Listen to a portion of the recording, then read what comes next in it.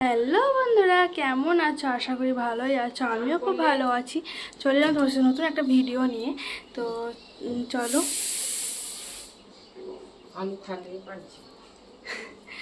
তো আজকে একটা ননদের এঙ্গেজমেন্ট আছে, আমরা যাব সব রামপুরহাটে হবে লজে। তো দেখতে থাকো। আর আমার ঠাকুমা আলু ভাজা খাইয়ে গেল। তো চলো, আর কি শাড়ি পরিয়েছি, কীরকম সেজেছি তোমার সাথে সবটা শেয়ার করবো। আজকে রান্নার দায়িত্বটা মা রান্না করছে। তো চলো, আজ কি কি রান্না করেছে মা তাও দেখো তোমাদেরকে। কি মা কীরকম কী বলছে? হাই বল দাও। হাই।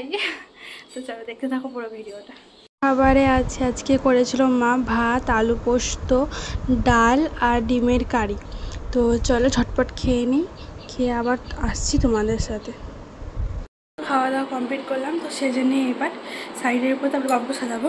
দেরি হয়ে গেছে, 3টে সাড়ে 3টে থেকে বার হয়ে পড়ছে। তো চলো তোমাদেরকে দেখাই। এই শাড়িটা অর্গানজার।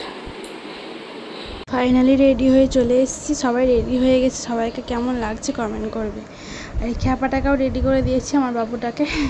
তো চলো, আর আমাকে কীরকম লাগছে তোমরা কমেন্ট করে জানিয়ে, কেমন লাগছে কমেন্ট করো।